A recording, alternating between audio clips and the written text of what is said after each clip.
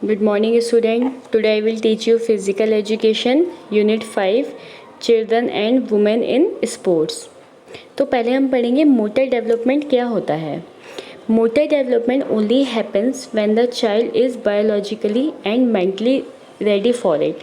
Motor development refers to the development of movement and various motor abilities from birth till death. It is the ability to move around and manipulate his her environment. There are 4 stages of motor development in children.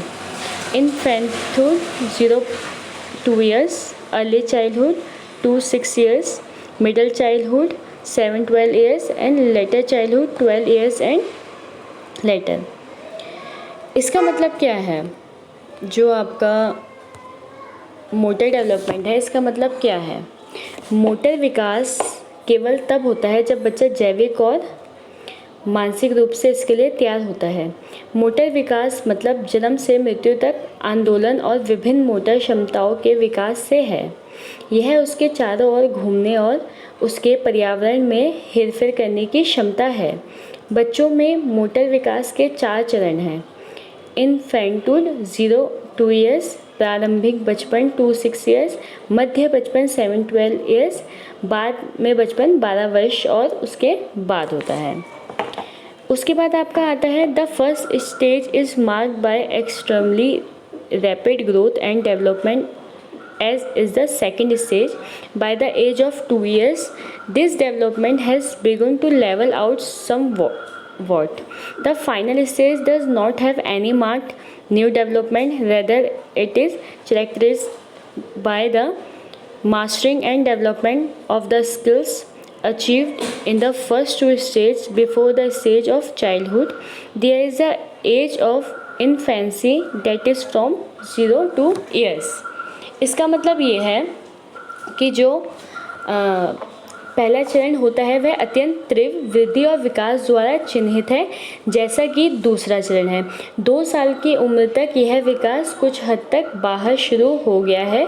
अंतिम चरण में कोई नया विकास नहीं होता है, बल्कि पहले 2 चरण में प्राप्त कौशल के माहिर और विकास की विशेषता है.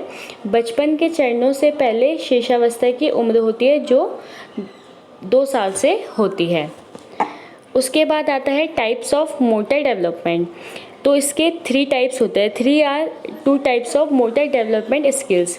Gross motor development. This development uses the larger muscles of the skeleton और groups of larger muscles of maintain posture and balance for activities such as throwing a ball, walking, running and hopping.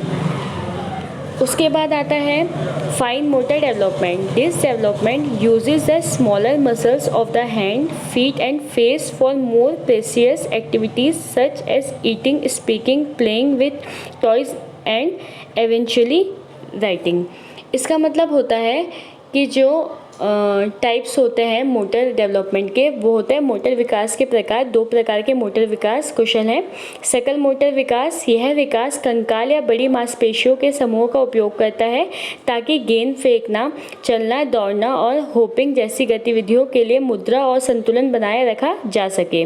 ठीक motor विकास. यह विकास खाने, बोलने, खिलौने के साथ खेलने और अंत लिखने जैसी अधिक स्टिक गतिविधियों के लिए हाथ और पैर और चेहरे की छोटी मांसपेशियों का उपयोग करता है. उसके बाद हमारा जो लास्ट है वो है factors that influence motor development. The development and qualities of a child's motor skills are influenced by many factors. These include, first है हमारा tone is refers to the ongoing contraction and stage of the muscles at rest. Tone can be normal, hypotonic or hypertonic. Strength is refers to the force of a muscle contraction purposefully exerted against resistance to carry out an activity.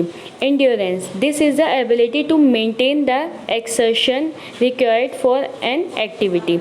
Motor planning. It is the complex and often intuitive ability to know how to carry out the steps needed to complete a physical activity. Sensory Integration, it is the ability to accurately interpret sensory input from the environment and to produce an appropriate motor response। तो इसका मतलब ये है कि जो कारक होते हैं मोटर प्रभाव के, वो एक विकास के लिए एक बच्चे के मोटर कौशल विकास और गुणवत्ता कई कारकों से प्रभावित होते हैं। इनमें शामिल है टोन, यह वर्तमान में चल रहे संकुचन और आराम की स्थिति को संदर्भित करता है। टोन सामान्य हाइपोटोनिक या हाइपरटोनिक हो सकता है। शक्ति, यह एक गतिविधि को अंजाम देने के लिए प्रतिरोध के खिलाफ जानबूझकर पेशी संकुचन के बल को संदर्भित करता है।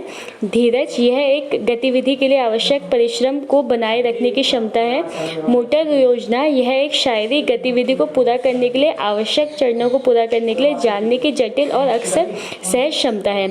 संवेदी एकीकरण, यह पर्यावरण से संवेदी इनपुट की सटीक व्याख्या करने और एक उपयुक्त मोटर प्रतिक्रिया उत्पन्न करने की क्षमता होती है। Thank you.